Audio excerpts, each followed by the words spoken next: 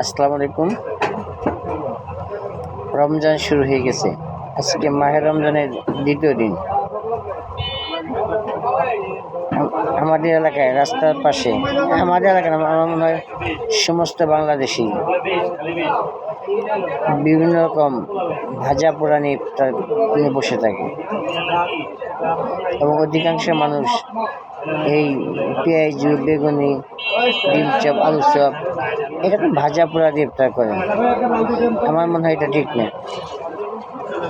সারাদিন রোজা থেকে সবারই উচিত তরল জাতীয় খাবার বেশি বেশি খাওয়া উচিত, বিশেষ করে শরবত, বিভিন্ন রকম সালাদ,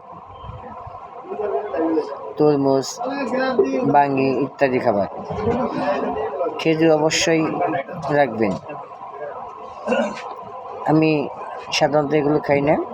আমি খেজুর খাই, সালাদ বানাই, প্রতিদিনই সালাদ বানাই। এগুলো দিয়ে আমি ইফতার করি।